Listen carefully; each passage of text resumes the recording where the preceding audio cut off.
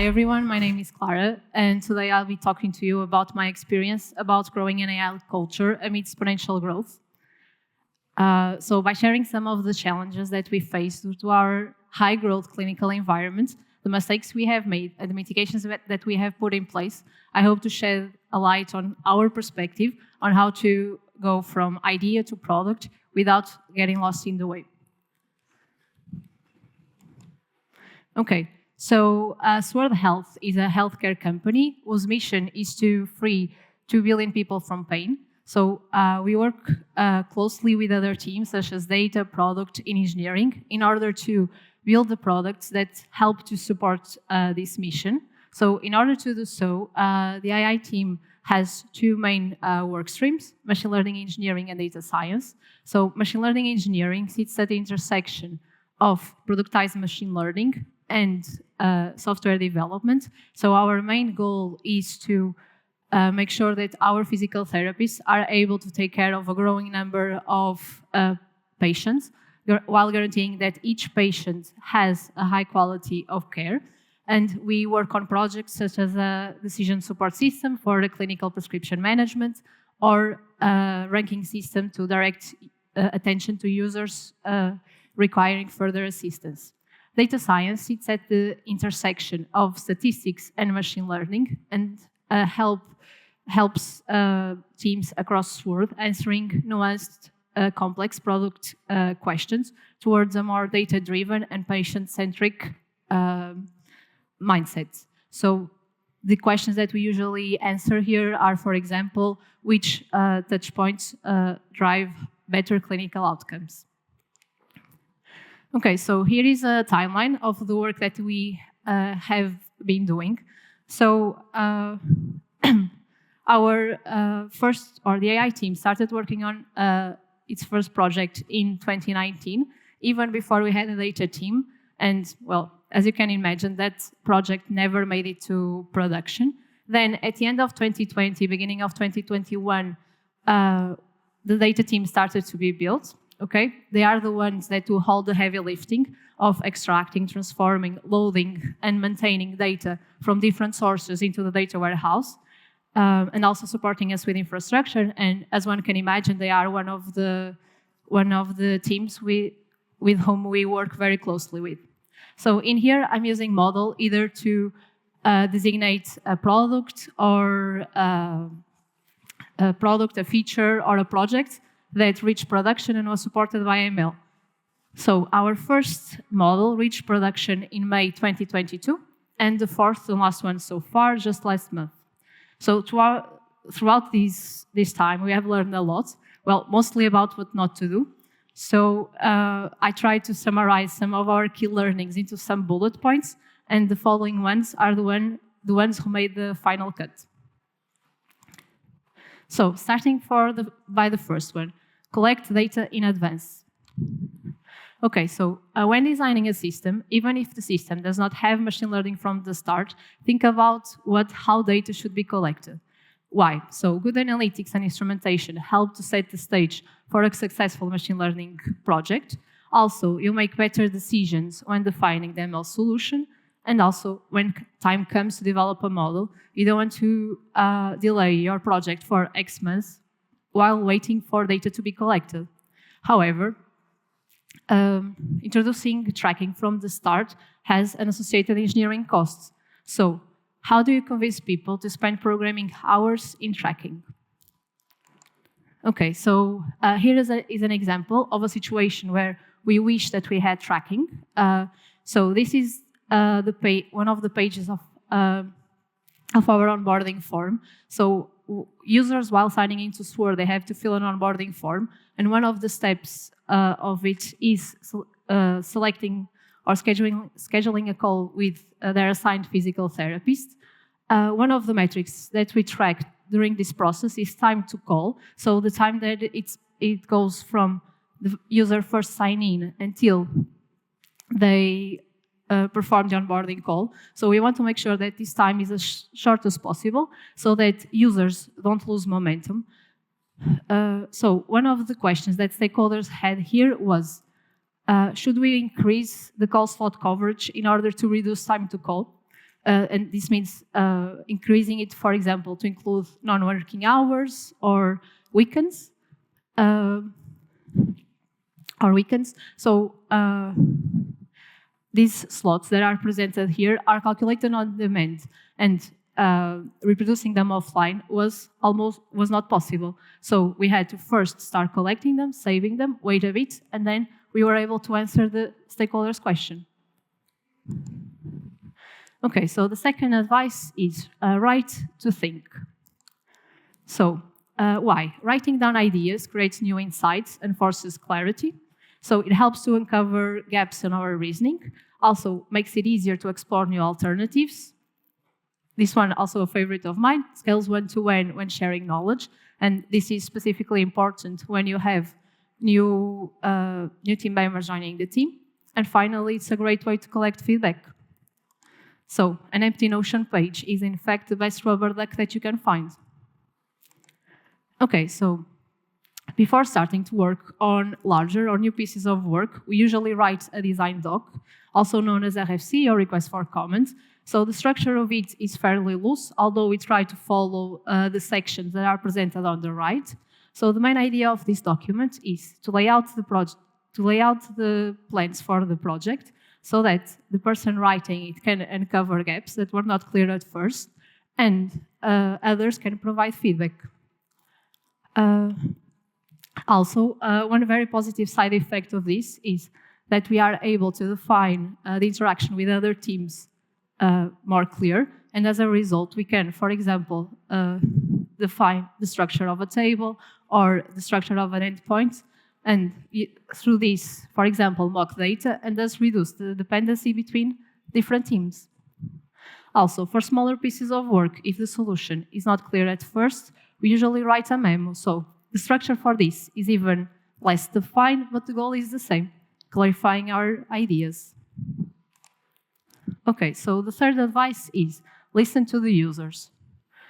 So when defining a solution, work backwards from user needs, making sure that you are solving a problem that exists. When working in a very time-constrained environment, you don't want to be spending precious engineering hours building a feature that's not going to be used. Also, you are not a typical user. Unless your product is a machine learning platform, we don't think like our end users. Also, I understand this might be a bit contradictory, but also don't always listen to your users. Why? Because people say a lot of things, usually driven by their incentives. So you should ask yourself, so is this feedback correct, or is the person just, or is the incentive wrong? So if the incentive is wrong, you should work towards fixing the incentive first. Also, feedback needs to be filtered based on data and the product vision, and there's no better team to do it than UX research team. So usually what happens is when we have a new problem, we reach out to the user research team in order to get a more comprehensive view of user feedback. It's not the first time that we have reached the UX research team in order to understand the problem and end up uncovering other issues that are not solved through ML and that should be tackled first. Okay, so the fourth advice is start without ML. Okay, so start with a simple model or a heuristic. Why? Because it's better to start with a simple model that can be easily deployed and iterate. Priceless feedback is obtained when the model is released to production as soon as possible. The following two slides are examples of situations where we started without ML. Okay, so need to rank your users. Start with a simple sort, learn how users interact with it, and if needed, use ML. Also, need to automate an existing system or process, talk to the users responsible for the process, convert their reasoning into a heuristic, deploy the heuristic, and if needed, use ML. So this is an example of a feature that we call protocol progression. So what happens is when users first sign in to SWIR, they are assigned a set of exercises, and these exercises are grouped into levels. So before, the physical therapist was responsible for defining which users were ready to move to the next level. We wanted to introduce a recommendation system that could alleviate the work of the PTs. And so first we did it by using a rule-based model that was built using feedback from the PTs, and later on moved to a model trained on historical data. So in here you can see an example of its performance throughout time. You can see that in the beginning, the automation performance, which is the sum of the yellow and pink pieces, was around 30%. And at the end, when we deployed the model trained on historical data, the automation percentage reached 80%, around 80%. Okay, so the fifth advice is, even when using ML, keep it simple. So, premature optimization is the root of all evil is a sentence that's known or was said by Donald Knuth, applied to computer science, but I believe that can be easily applied to machine learning. So, first, keep the first model and the first feature simple. So, you probably don't need deep learning for V1. In fact, you may probably never need it. And also, you don't need 10K features for V1 as well. And second advice of this, so get infrastructure right. You'll have more infrastructure issues than you can think. Okay, so the sixth advice, keep the human in the loop. Okay, so when defining a solution that will automate a process, an already existing process, think about it and do not automate everything from the start. So going back to the level progression example that I shared just now, so if the confidence in the prediction is low, you can defer the decision to the user, which was what we did with the manual decision label. And even if the confidence is high, so some decisions can be kept in shadow mode in order to monitor performance without bias. Okay, second part to this. So design the system, embedding ways to collect feedback. So this is an example of another feature that we currently have in production. So the main goal of this is to alert physical therapists for users that require assistance after a rehabilitation session. So by including a not relevant button, we are collecting feedback on false positives, and by including the message sent button, we are collecting feedback on true positives. So by including this, we can then improve the performance of the model. So the seventh advice is do canary testing. So, and this one we learned the hard way. So when releasing larger changes, before releasing the change to the entire population, first release it to a subset of users. So why? It's good to gather user feedback, also catch unexpected catch unexpected issues, such as, for example, a query performance issue that renders a feature completely useless because the staging environment where it was tested is not realistic. So the eighth advice is try to A/B test major decisions. And in here, I'll put a big emphasis on the try part.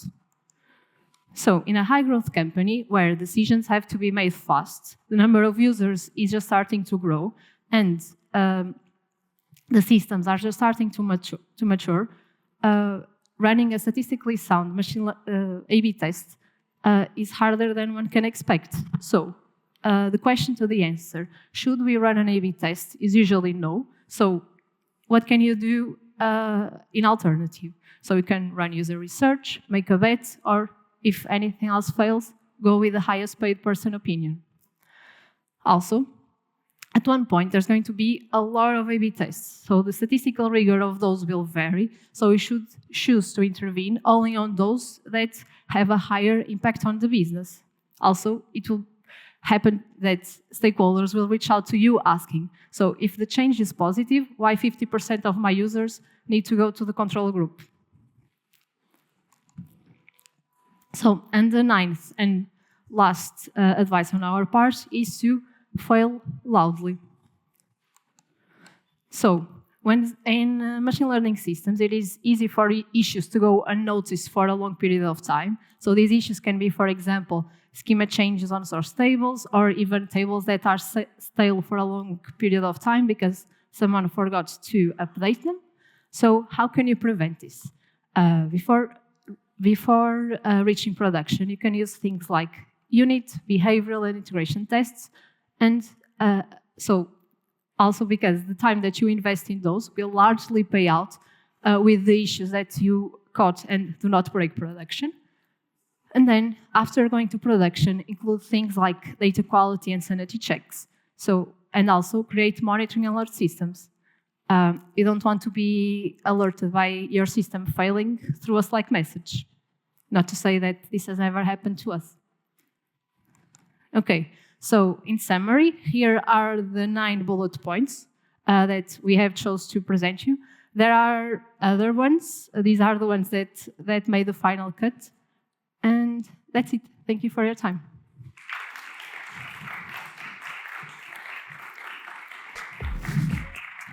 All right. Thank you so much, Clara, for your presentation. I think this is one of the problems that most of us have in our day-to-days, right? Yes. And I have a few questions from the audience. Feel free, folks, to send some more. But let me start with Nick, data engineering at Muse. And his question, or where it's interesting, is what are some of the reasons to not start with ML straight away and go with a simple approach first? Okay, so the first one is the lack of data, right? So the cold start problem. So if you want to develop an ML solution, data is something that you have to have from the start. So when you don't have, it's a good way to solve it and then to solve for it, and then you can release the non-ML solution, collect data, and then improve performance through the ML solution. Also, the time to release is way longer, right? Like when you are releasing something that's ML-based. So it also shortens the time to release if you use something simpler, and you can collect feedback, can understand if what you are building makes sense or not. So, fantastic. Yeah. And the next question also from Mario Pinhal, VP Data Engineering at Uphold. And his question is, what are the current great challenges that you are facing right now? Okay, so one of the challenges that we are facing now is growing our team. So that's one of them for sure. So the other ones is trying to and going back to one of the points that I mentioned regarding listening to the users, is making sure that we are building solutions that solve real problems. So that's one very important, one very big challenge that we have. So making sure that we are really solving a problem. Yeah. All right, thank you. Also, another one that is from Diogo Geronimo, ML Engineering at Sword, L. His question is, what kind of metrics do you use to know when it is a good time to introduce ML in your product? Okay, so when you reach a plateau, for example, in the example that I shared, once you understand that, for example, the automation percentage will not go up once if you add more rules, or or also when the management of the rules starts to be a bit cumbersome, then it's a good time to introduce ML. So every time that you are able to build an ML solution and understand that it has a lift in regards to the current solution. Fantastic.